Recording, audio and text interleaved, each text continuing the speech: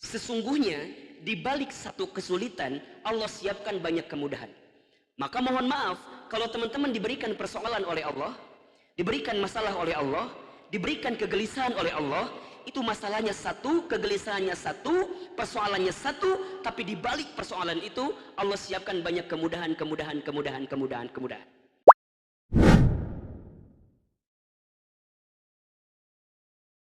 Bismillahirrahmanirrahim. Assalamualaikum warahmatullahi wabarakatuh.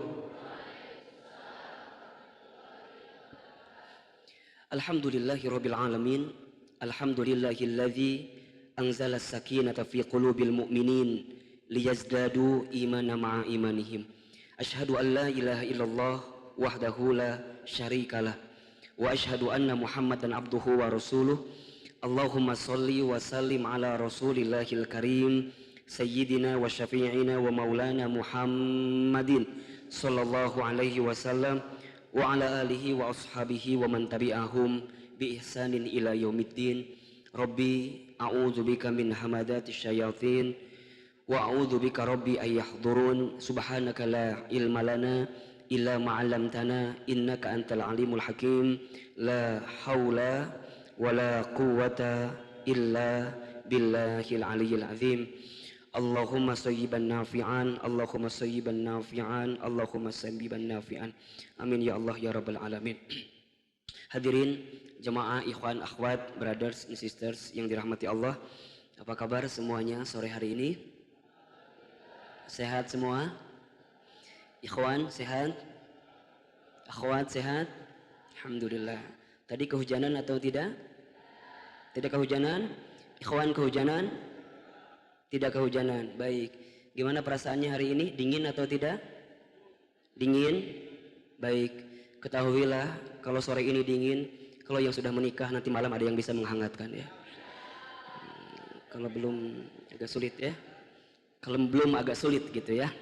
Baik teman-teman sekalian, pertama kita bersyukur kepada Allah sore hari ini. Dari sekian banyak yang beraktivitas dunia, kita masih dipilihkan oleh Allah, dilembutkan hatinya, diringankan langkahnya, dimudahkan setiap urusannya. Semoga setiap langkah teman-teman ke tempat ini menggugurkan dosa yang pernah kita lakukan. Dan semoga Hilman sangat berharap kepada Allah, siapapun di antara teman-teman sekalian yang barangkali hari ini sedang punya persoalan, sedang gelisah, sedang punya masalah, insya Allah semoga melalui wasilah ta'lim kita sore hari ini mendatangkan jalan keluar daripada Allah Subhanahu wa taala. Baik teman-teman sekalian, ini perlu teman-teman catat baik-baik ya. Makin beriman seseorang, makin besar ujian yang datang dalam hidupnya. Makin kuat imannya, makin kuat ujiannya. Tapi karena dia punya benteng iman dalam kehidupannya, sebesar apapun ujian yang datang dalam kehidupannya, maka dia akan menatapnya menjadi persoalan yang kecil dalam kehidupannya. Yang membuat ujian itu terasa berat bukan ujiannya, tapi bagaimana cara kita menyikapi setiap ujian yang datang daripada Allah Subhanahu wa taala. Karena ini prinsip menurut Al-Qur'an ya. Karena prinsip menurut Al-Qur'an, ujian itu berbanding lurus dengan kemudahan yang Allah berikan dalam kehidupan kita.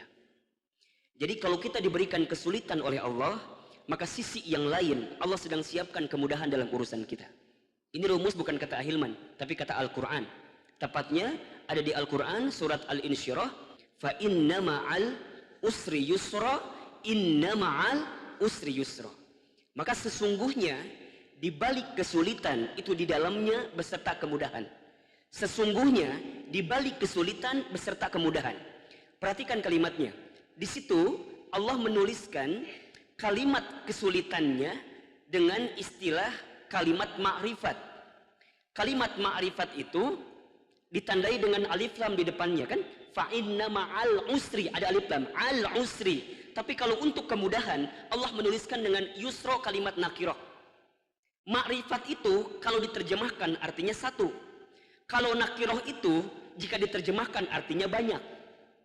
Maka kalau kita mau lebih detail menerjemahkannya, yang paling tepat adalah sesungguhnya di balik satu kesulitan Allah sertakan berbagai macam kemudahan.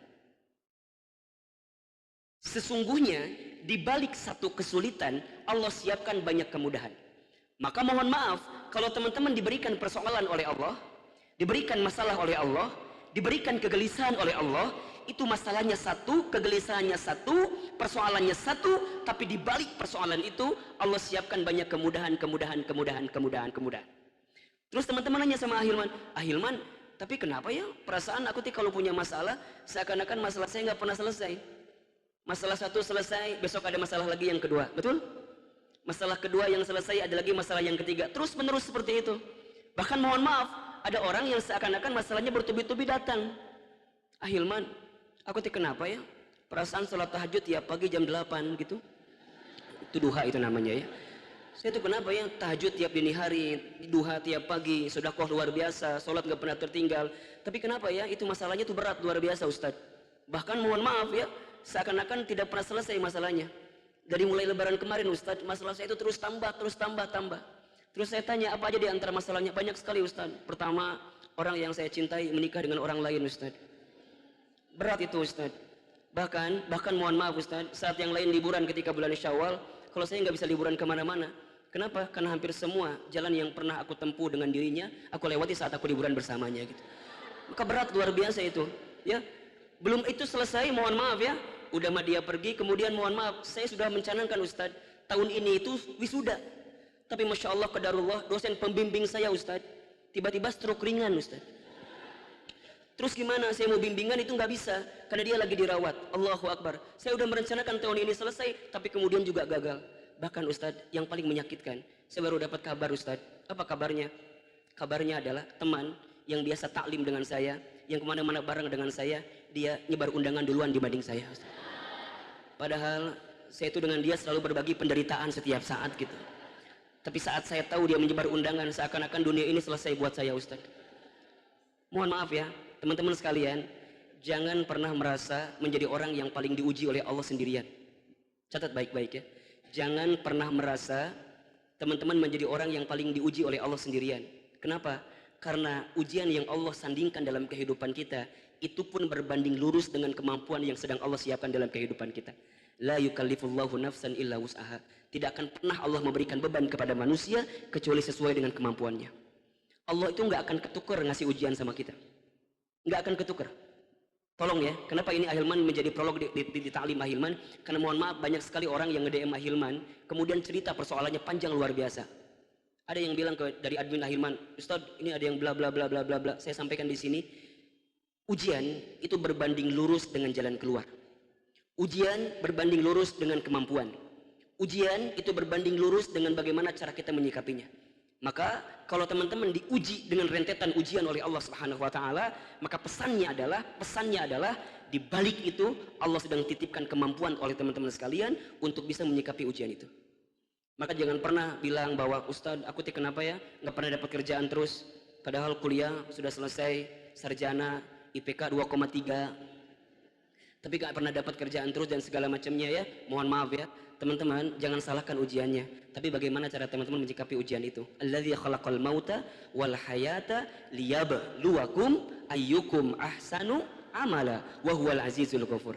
Dialah Allah yang menciptakan kematian, dialah Allah yang menciptakan kehidupan. Untuk apa? Liyabluwakum, untuk menguji kamu sekalian. Yang Allah uji bukan ujiannya, yang Allah uji bukan masalahnya, tapi ayyukum ahsanu amala. Siapa yang paling hebat di antara kamu sekalian menyikapi setiap ujian yang Allah datangkan dalam kehidupan. Maka kalau teman-teman ikut ujian, nggak lulus ujian, jangan salahkan soalnya, tapi salahkan apa? Jawaban teman-teman terhadap ujian itu. Nggak akan pernah ada soal yang salah. Yang salah itu apa? Jawaban. Karena nggak mungkin soal SMP itu diberikan kepada anak SD. Gak mungkin juga anak SD itu dikasih soal anak SMA. Ukurannya pasti sama. Maka mohon maaf ya, ini kan kelihatan dari wajahnya hampir sama semua nih. Wajah banyak masalah semua gitu ya, mohon maaf ya. Maka mohon maaf ya, serumit apapun, sesulit apapun ujian kita, sikapi dengan baik, sikapi dengan positif. Bahkan kalau teman-teman dikasih ujian bertubi-tubi sama Allah, bersyukur sama Allah. Karena barangkali teman-teman masih dianggap oleh Allah Subhanahu wa taala. Dan jangan pernah punya pandangan Kalau Allah menguji kita itu Allah membenci kita, tidak. Ketika Allah menguji hambanya, Allah bukan membenci kita, tapi barangkali Allah sedang rindu dengan kita. Karena dari sekian banyak waktu yang kita jalani selama ini, mungkin kita banyak jauh daripada Allah Subhanahu wa taala.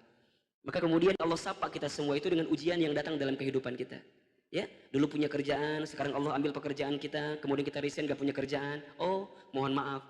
Barangkali itu rasa cintanya Allah sama kita. Karena barangkali saat kita tidak bekerja, sholat tahajudnya lebih rajin daripada saat kita bekerja. Betul? Dulu misalnya kita bersama kemana-mana bersama dengan calon kita yang gak jadi nikah itu sama kita itu, yang kemudian gak jadi, tapi kemudian tiba-tiba tidak ada ombak, tidak ada hujan, tidak ada petir, tiba-tiba putus begitu saja. Bersyukur, bersyukur.